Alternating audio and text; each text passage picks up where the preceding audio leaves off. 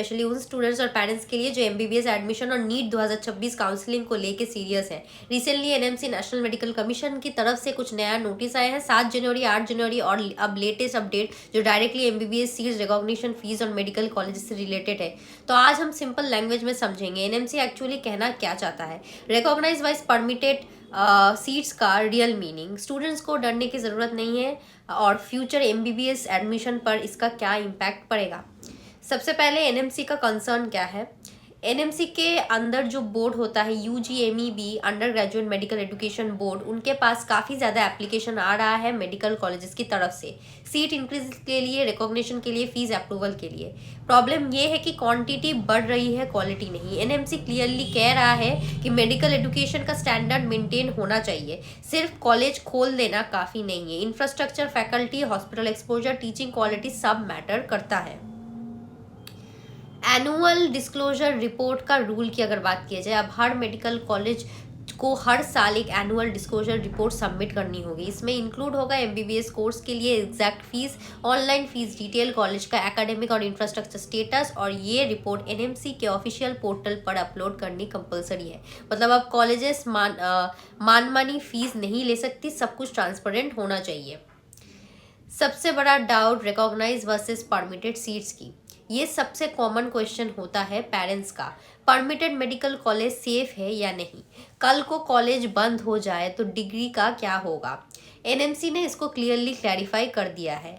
अगर कॉलेज को परमिशन मिली है, परमिशन हर साल रिन्यू होती रही और एडमिशन ऑफिशियल काउंसलिंग प्रोसेस से हुआ है, तो वो एमबीबीएस बैच रिकॉग्नाइज माना जाएगा। चाहे कॉलेज परमिटेड हो या रिकॉग्नाइज, एक बार एडमिशन हो गया तो डिग्री फुल्ली रिकॉग्नाइज्ड होगी, मेडिकल रजिस्ट्रेशन में कोई प्रॉब्लम नहीं आएगी। गाइस, अगर फ्यूचर में कॉलेज बंद हो जाए तो क्या होगा। पास्ट में ऐसा केसेस हो चुके हैं जहां मेडिकल कॉलेज बंद हुए हैं और लेकिन स्टूडेंट्स की डिग्री पे कोई इम्पैक्ट नहीं आया। गवर्नमेंट ने स्टूडेंट्स को दूसरे कॉलेजेस हटा के गवर्नमेंट मेडिकल कॉलेज में शिफ्ट कर दिया है, इसलिए स्टूडेंट को इस बात का पैनिक लेने की ज़रूरत नहीं है अगर एडमिशन ऑफिशियल काउंसलिंग के थ्रू हुआ है। रियल प्रॉब्लम क्या होता है कि इंफ्रास्ट्रक्चर वर्सेस रियलिटी का। अब एक सीरियस इशू भी है कि काफ़ी न्यू मेडिकल कॉलेजेस काउंसलिंग में पार्टिसिपेट कर रहे हैं, सीट अलॉटमेंट भी हो रही है, लेकिन जब स्टूडेंट्स फिजिकली रिपोर्टिंग के लिए जाते हैं बिल्डिंग इनकम्प्लीट होती है, हॉस्पिटल फंक्शनिंग नहीं होती, टीचिंग स्टार्ट ही नहीं होती, तो सिर्फ पेपर पे कॉलेज नहीं होता है।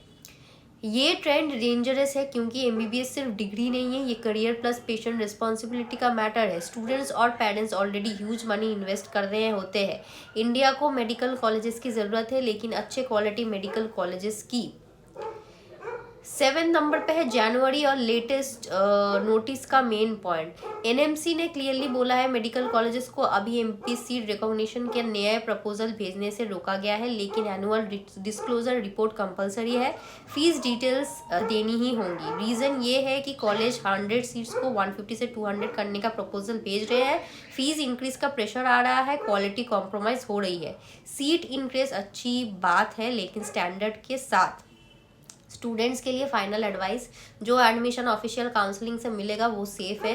परमिटेड कॉलेज का मतलब अनसेफ नहीं होता, इंफ्रास्ट्रक्चर और ग्राउंड रियलिटी चेक करना ज़रूरी है। काउंसलिंग प्रोसेस के हर अपडेट पे नज़र रखो, एप्लीकेशन फॉर्म को मिस मत करो। स्टार्टिंग में गैप आया तो बाद में प्रॉब्लम होती है।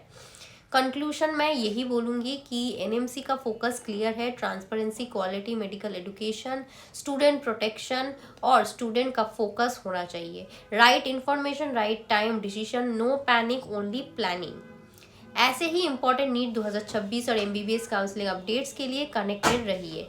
Thank you so much for watching.